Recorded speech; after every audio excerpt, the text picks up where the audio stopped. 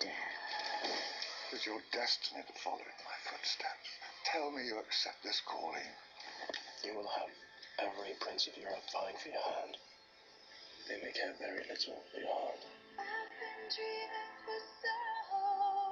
Si vous aviez un sentiment de déjà-vu en voyant ce jeune homme, ben vous vous trompez pas, c'est François Arnaud, le rebelle Théo de Yamaska qu'on a connu ici à TVA. Salut, François, ça va bien? Salut. Écoute, ça se fait quoi de voir ces images-là? Parce que c'est gros, faut le dire. C'est une série américaine que tu as eu la chance de tourner à Budapest. Tu reviens tout juste à peine, mais un mois à peine. Il y a même pas un mois, ouais. Ben, je les ai vus quelques fois parce que ma mère le montrait à tout le monde devant toute la famille pendant les fêtes. Alors.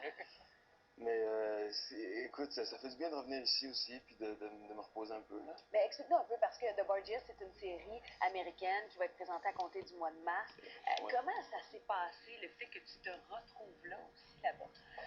Mais en fait, tout a comme déboulé un peu. Moi, je me suis retrouvé à Los Angeles dans des festivals de films aussi à cause de J'ai tué ma mère, dans lequel j'avais un petit rôle, tout ça. Puis le film marchait bien, puis moi j'ai rencontré du monde là-bas, puis après ça je me suis trouvé un agent à Los Angeles, mais c'est comme sans tant que ça chercher à ce que ça se passe. Ouais, je sautais sur les occasions, tout ça. Mais c'était pas comme un truc ardent, là. J'avais jamais pensé vraiment à ça. Moi j'avais peut-être pensé à la France à un moment donné, mais jamais comme aux États-Unis, tout ça.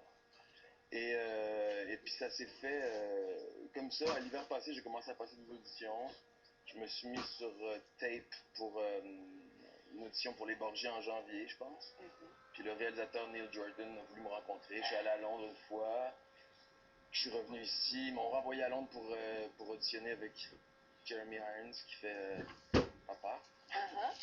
C'est quoi la série justement? C'est ça. The Borgias, c'est sur la famille Borgia. Donc ça se passe pendant la Renaissance italienne. Ça commence en 1493.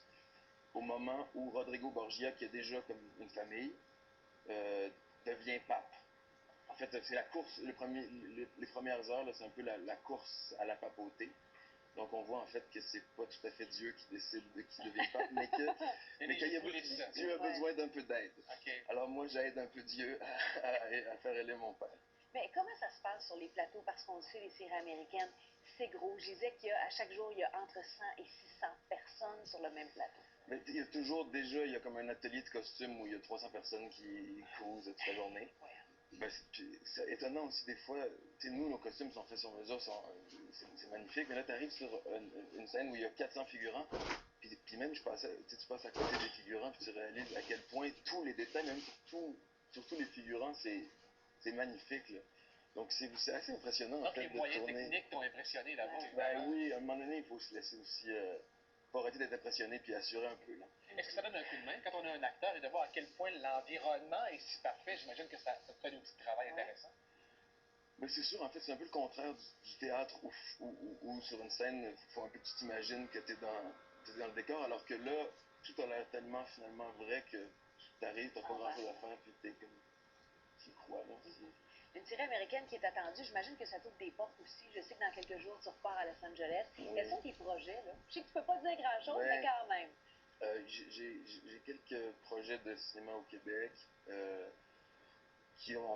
ça dépend du budget, aussi de l'horaire avec le tournage des Borgia qui devrait, à moins d'un grand désastre, se prolonger l'été prochain.